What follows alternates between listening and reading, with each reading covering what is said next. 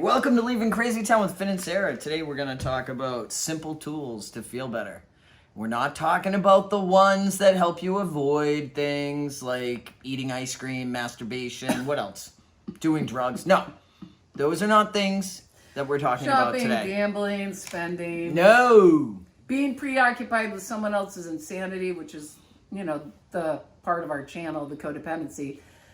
Focusing on other people. No. Hopefully these are healthy tools. Healthy tools. All right. Because addicts and codependents don't like to feel bad. I want to feel better. I know. And so we have this thing about, we want to feel different. I mean, a night with Ben and Jerry sounds wonderful until it's over. Until the next day. Right. Okay, so we're going to give you some simple tools to help feel a little bit better in your recovery. So we have a few ideas, and you can put in the chat what are some tools that you use to help you feel better. And it's tricky, Finn. Why? Two things. I ask you a question and then I answer it. One is sometimes we're like a little bit numb and we need to kind of check in with ourselves at a deeper level to feel better. One thing, go more inward. And the opposite is also true. Sometimes we're just preoccupied with self and we're like insane and spinning in our own self-centered fear. Stop the madness. Stop the madness. And we need to get out of ourselves. So sometimes we need to go in, sometimes we need to go out. Take it away, Phil. Yeah, so number one on Sarah's list that she had is connection. And the great thing about connection with others is it can be a going in or it can be in getting out. So I could call someone else and say, hey, how are you today? What's going on? Not even bring up what's going on because I don't want to wallow in my stuff. Yeah. And they start talking about what's going on for them, and I inadvertently feel better. Yes. I get to listen. I get to be there for a friend. I brighten their day, even if it's just like my sponsor said recently, calling someone and asking how their children are. People love to talk about their kids. Right. Those of us that don't, parent on a daily basis maybe don't want to hear about it, but the joy you feel when your friend's talking about something that brings them joy is great. Do they have an activity they like, or just how are they? The way it could be also inward is if I check in with myself and I'm feeling sad and I share that with a friend. Yes. It relieves me. I feel like someone else knows what's going on for me. I'm connected. Yes. My pain is connected to the people around me that I love. So connection. Connection is key. They used to say, God, when I was in treatment 200 years ago, they'd say when you share something, it cuts it in half. So just keep thinking about that. Okay. I don't think so. No, I do love sharing something. They do say share it cuts it in half. I'm like, no, but if I share it, I feel like better. I'm not alone. Yeah, absolutely. You feel better, so I guess in that way it cuts it in half because it's still just the issue, but you're not alone in the issue. Yes, right? Very good. Yeah. Okay, what else? Things to make us feel a little bit better. Number 2, take an action step.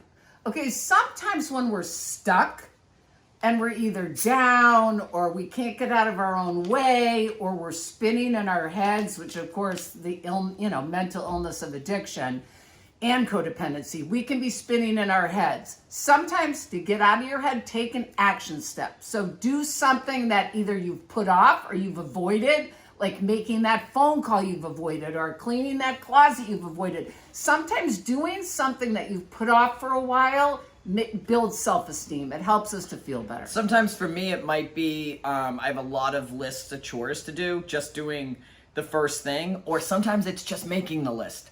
Making a list can make me feel so much better because I can check the box off. And sometimes doing something and then making a list and then checking the box even though it's already done before I make the list. Like I can trick myself into feeling better. Another one, self-care. Oh gosh, yes. Which of course any of this stuff is self-care, but if I make it a barber appointment, I love to go in, see my barber. He's a great kid.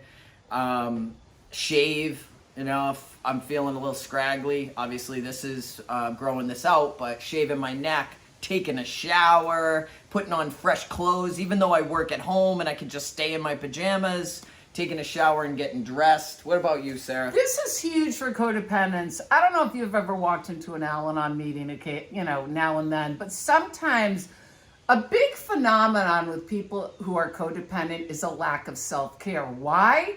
Because we're so focused on everybody else and making their lives, well and good that we don't take care of ourselves. This is very, very common.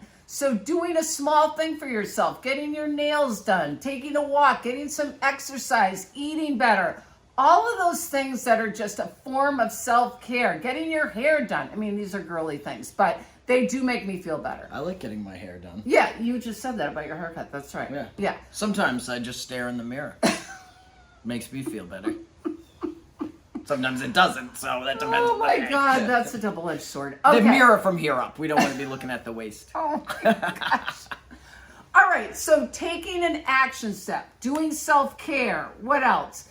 Practicing gratitude. I know this is like in every book lately, but we've been talking about it in program forever. Sometimes if I wake up in the morning and I'm like in a fear spiral, something that really helps me is gratitude, because it can change your thinking like that. To think of like 5 or 10 things that are in your life that you're grateful for can really change your attitude. Sometimes it's, I woke up. No. I like gratitude. That's a very good one, Sarah.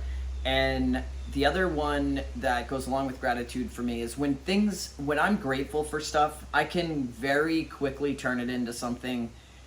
Yeah, but, oh, I have this, yeah, but that. Right. I stop the yeah, buts. Like focusing in the moment. So gratitude is great to look at what you have, but also not projecting into the future or into the past always makes me feel better. Stopping my mind from doing it and saying, okay, but am I okay right now? Because I can tell you, I can create the doom and gloom future that anybody would never want to go down. But that's not reality.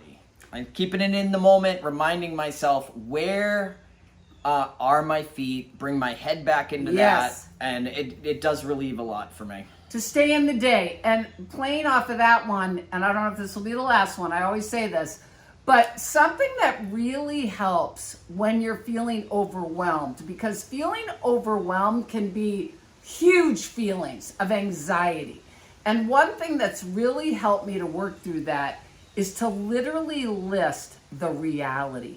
So looking at just the facts of what's happening, because sometimes the facts of what's happening are, gee, my child is having a feeling, or geez, I'm running late at work, or whatever. Maybe there's just 2 or 3 things, but the feelings feel way over the top. So just looking at the facts, just sticking with the reality of what's happening helps us to feel better. Yeah, I always say that I do it by writing down what happened, writing down what I'm telling myself about what happened, and what do I actually know. And that gets me into the facts fairly quickly, because what I tell myself about what's going on, way worse. Way worse. Way worse. Right. So sticking with reality, and of course other little things like, calling someone, going to a meeting, getting out of yourself in any way, doing something that brings you joy. I mean, sometimes when I'm not feeling great, hey, sometimes watching a show or reading a good book, like doing things that I just love to do, helps me to feel better. Also moving this luscious body. And I know that I made that sound gross, but moving, going for a walk, doing a little exercise. Absolutely. Doing something good for myself beyond just showering and stuff like that. But moving my body. Always feels better. Yeah. Yes. All right, so those are the tips for this week on how to feel just a tiny bit better. If you have tips on how to feel better, please put them in our comment section. Yeah, I have one more way that you can feel better, a tip. It's going to make you feel better. Go ahead. When you subscribe and you click the bell to get reminders so we pop up and we're on a new subject. Yes. All right, we're out of leaving here. Crazy Town. Fasten your seatbelt.